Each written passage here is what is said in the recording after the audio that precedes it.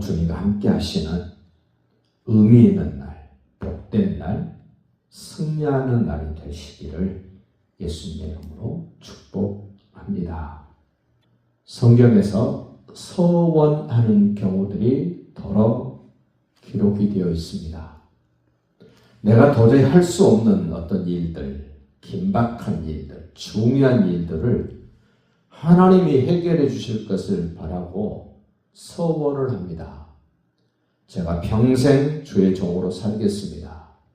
이거 해결해 주시면 내가 이렇게 하겠습니다. 라고 하나님 앞에 서원하는 경우가 있습니다. 제 주변의 목사님들 가운데도 우리 부모님이 서원해서 내가 목사가 될 수밖에 없었습니다. 라는 이야기도 종종 듣기도 합니다. 오늘 이 입다라는 사사가 암몬 사람들과 전쟁을 하기 위하여 적진을 향하여 갑니다.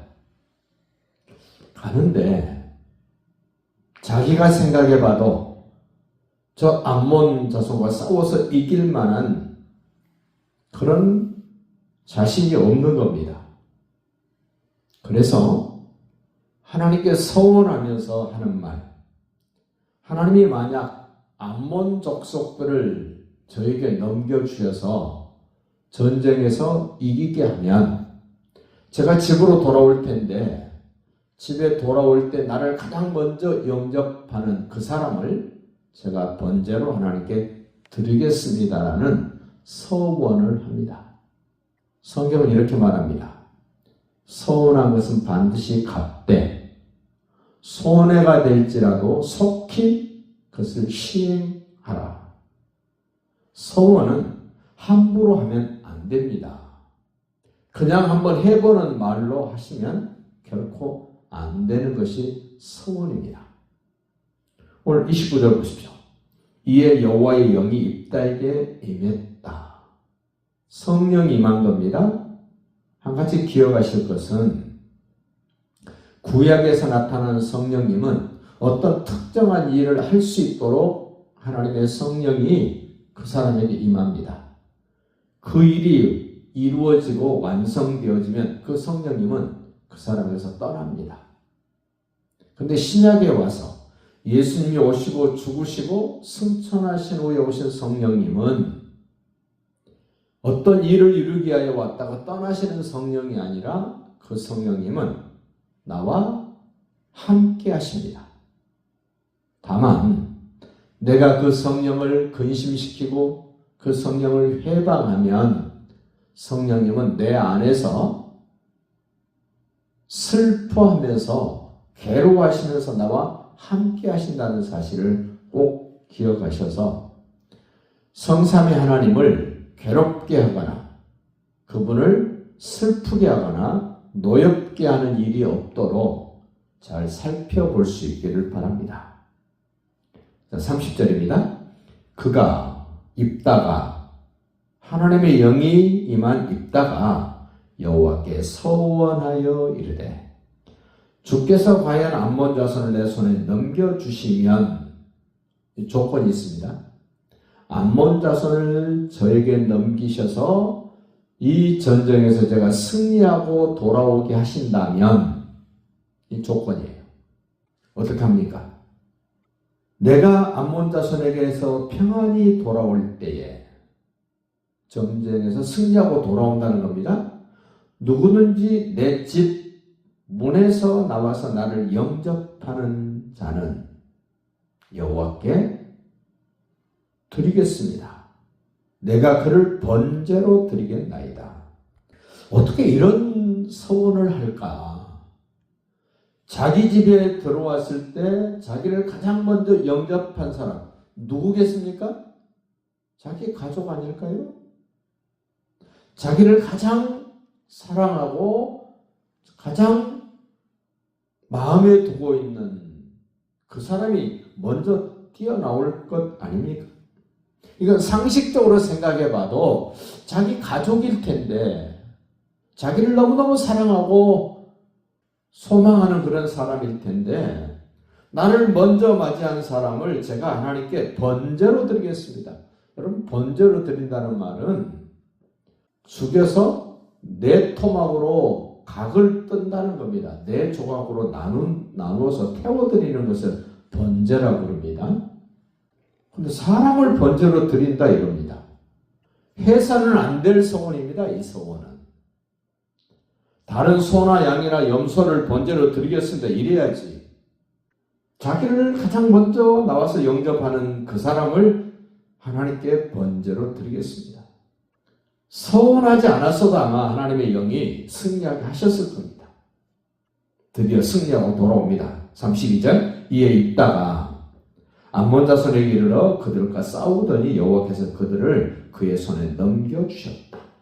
그래서 결국 암몬 자손이 이스라엘 자손 앞에서 항복했다. 이방신이 하나님 앞에 굴복하는 것 당연합니다. 왜냐하면 그들이 섬기는 신은 신이 아니라 피조물이기 때문에 그렇습니다. 피조물은 전부 하나님께 항복하는 겁니다. 여러분과 저도 피조물이기 때문에 하나님 앞에 항복해야 됩니다. 내가 아무리 아깝다고 생각해도, 내가 아무리 대단하다고 생각해도 하나님 앞에 언젠가는 다 항복해야 됩니다. 살아있는 동안 항복하든지 아니면 죽어서 하나님 앞에 항복하게 됩니다. 문제는 서운한 것이 이제 문제가 됩니다. 34절 보십시오. 입다가 미스바에 있는 자기 집에 이를 때 이제 전쟁 끝내고 돌아왔습니다. 그런데 자기 집에 오는데 그의 딸이 소고를 잡고 춤췄습니다. 아버지가 전쟁에 나가서 살아서 무사히 돌아오는 것을 보고 너무 기뻐서 소고를 들고 춤을 추면서 그 아버지를 영접했습니다. 그런데 그 사람이 하필 그의 무남동녀 딸이었습니다. 어떻게 해야 됩니까? 하나님과 서운한 것 무효 취소합니다. 안 됩니다. 보호자가 결정권자가 서운했을 때는 해로울지라도 그 시행해야 됩니다. 다만 서원을 했을지라도 내가 결정권자가 아닐 때, 내가 누구의 보호 아래 있을 때는 그 보호자가 동의 안 해주면 그 서원은 무효입니다. 근데 여기 지금 입다가 있습니다. 아버지가 있습니다. 책임지고 그 서원은 시행해야 됩니다. 입다가 그 딸을 보고 자기 옷을 찢습니다. 어찌할꼬 내 딸이여 너는 나를 참담하게 하는 자다. 딸이 잘못했습니까? 자기가 서원을 잘못한 거죠. 너는 나를 괴롭게 하는 자 중에 하나로다. 자기가 자기를 괴롭게 한 거지 무슨 딸이 괴롭게 했습니까? 내가 여호와를 향하여 입을 열었으니 능히 돌이키지 못하리로다. 보십시오. 서원은 안 하고 싶어도 해야 됩니다. 서원했으면 지켜야 됩니다. 그게 하나님의 사람들의 삶입니다. 그 딸이 자기 아버지가 서원한 내용을 듣고 아버지에게 부탁을 합니다. 아버지, 나 2달만 말미를 주십시오. 2달간만 여유를 주십시오. 내 친구들과 산에 가서 내가 처녀로 죽는다는 사실을 내가 2달 동안 애곡하고 슬퍼하고 울부짖다가 오겠습니다. 근데 이 딸 보십시오. 얼마나 대단합니까? 자기 아버지가 전쟁에서 승리하고 온 기쁨을 자기 목숨으로 대신 내놓는 겁니다. 아버지가 말한 것을 딸이 책임져 줍니다. 이 입다의 딸, 참 대단한 딸이라고 생각이 듭니다. 37절 보십시오. 또 그의 아버지에게 이르되 이 일만 내게 허락하사 나를 2달만 버려두십시오. 내 친구들과 산에 가서 나의 처녀로 죽음을 인하여 애곡하겠나이다. 이때 아버지의 마음이 어떨까요? 이거는 하나님이 예수님을 십자가에 못 박아 죽이는 것과 똑같은 부모의 심정, 하나님의 마음을 여기서 우리는 봐야 됩니다. 그냥 아버지가 한마디 하나님께 서원했는데 그게 하필이면 무남동녀 하나밖에 없는 딸을 죽여서 번제로 드려야 되는 현장이 되어버린 겁니다.